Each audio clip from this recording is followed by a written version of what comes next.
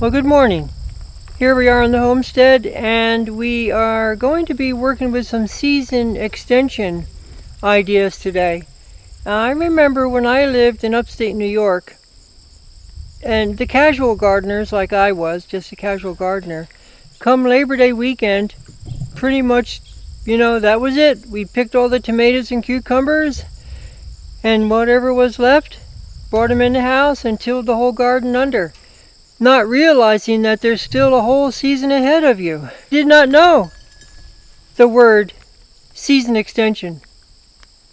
And it wasn't until I came to Maine, where people gardened quite extensively, that I really came across that term. And we read a lot of Eliot Coleman's books, and he talks extensively about season extension. And he shows some different tricks you can do to extend that season.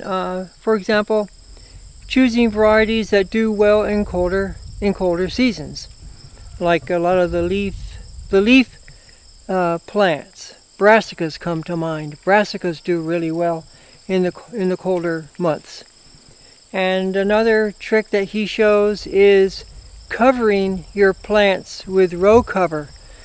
Be it agribond, which is the woven fabric that you can cover your plants with, or it could be plastic. And he shows putting agribond and plastic over little wire staples that he calls wickets. And so we have wickets here, and we use them quite extensively for a multitude of purposes. For example, we use them for marking the ends and the beginnings of rows.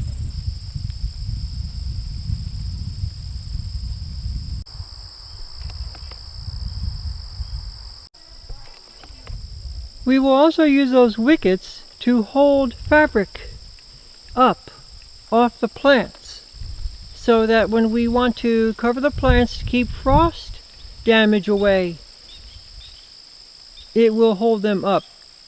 And that's a very handy tool for season extension. Another tool we use is the hoop house. It's just a hoop house, not really a full-scale greenhouse, although we did build a very small greenhouse also, but this is just a hoop house. Just hoops that are tall enough to stand up underneath, and in it we can extend the season quite a bit. It's an unheated environment, and gosh, we'll plant lettuces in there, and kale, and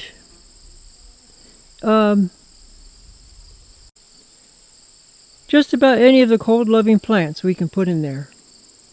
In Eliot Coleman's book, he says that if you put a layer of something over your vegetables, that will lower your growing season one zone. So if we're right on the 45th parallel here in New England, and so we're zone 4, 5, right on the line, and so if you put over your vegetables both the agribond fabric and a layer of polyplastic, you're in effect lowering the growing season by 2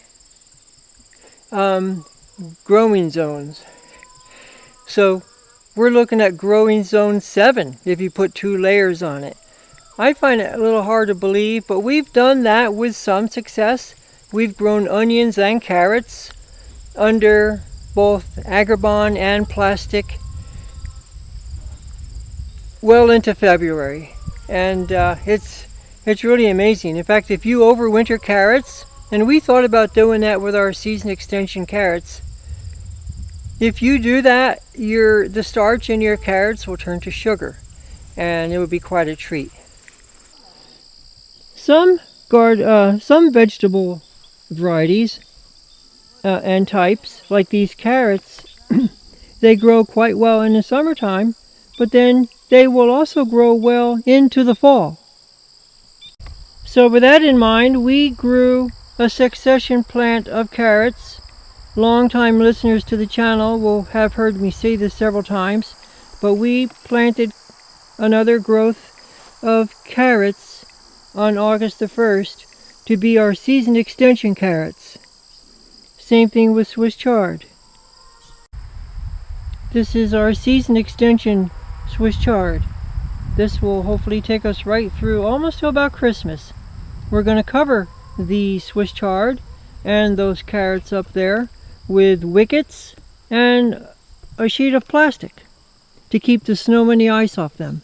Otherwise, those two vegetables do quite well in colder temperatures. So Danielle's preparing some soil here for some season extension Chinese cabbage. Yeah, there's the tray of them.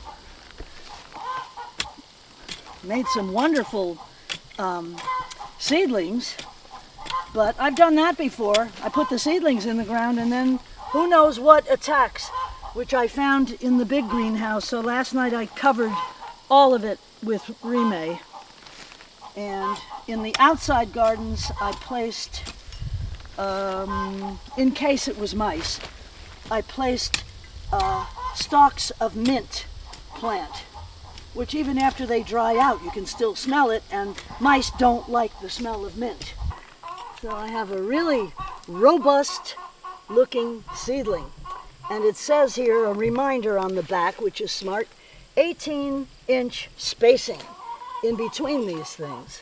So I've never grown them before, so I don't know how big they get to be or their spread, but I will grab some beautiful mulch there and work that in.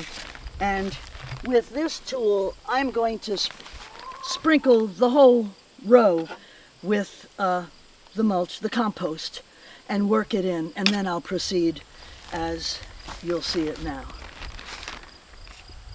Okay, here we go. Mark the spot in case it disappears. Let me know.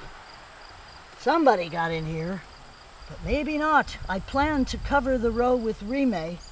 It seems to deter, and there's the little original dicot, which I'm going to cover. Oh, do you believe it? We still have mud clots from that horrible spring we had to endure. Look at that. Oh my gosh.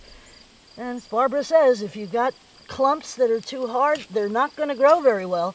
You have to rub them between, look at that, between your hands, and then pile it on so they have a chance. And there it is. I'm going to put a little more compost on top. No rocks, please. We need all the encouragement for this plant that we can give it. So that looks pretty cute. They always look great when you first put them in, and then you pray that rabbits or whatever, groundhogs, are not going to come along and have a very good time at your expense.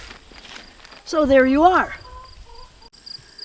We received this banana plant. Now these are dwarf bananas from a dear friend who has a wonderful greenhouse, which is glass the entire length, south-facing length of her home, which she and her husband have built over the last 5 years. And she's been growing bananas, and I brought to their place of business one of my seedlings from the Japanese climbers. And I know she grows cucumbers all winter long, so I said, well, give this a try and see how you like it. So she showed up yesterday and said, thank you.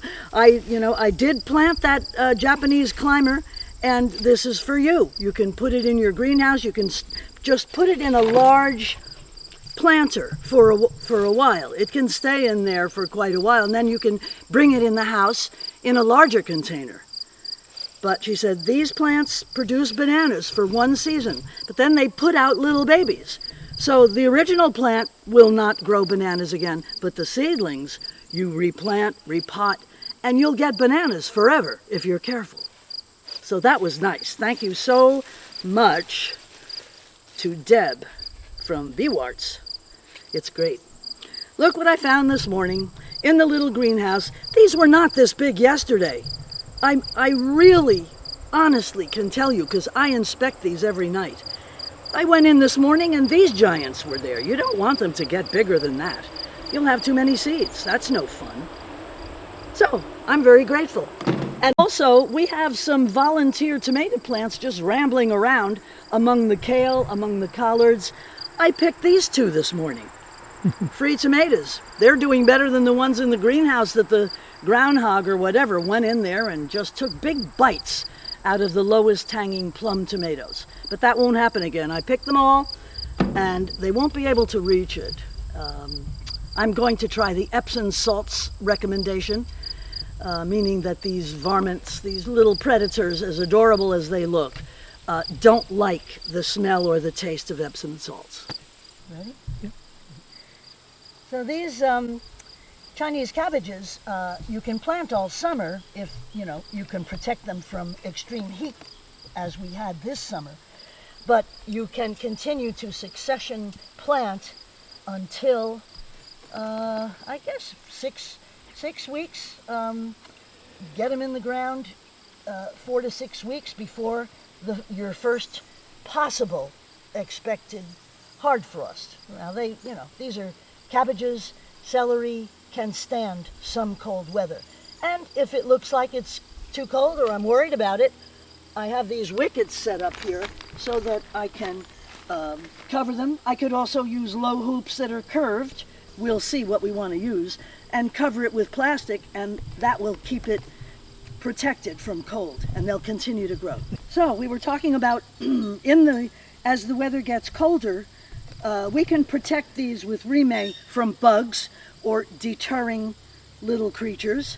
But if we're concerned that a harder frost, they can take a very soft frost, but a harder frost is punishing.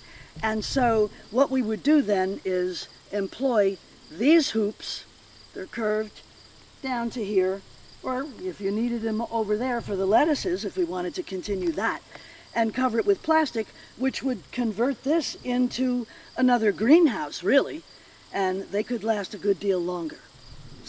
Well, I guess that'll just about do it for this video. Thank you to Danielle for showing us some of her season extension tricks.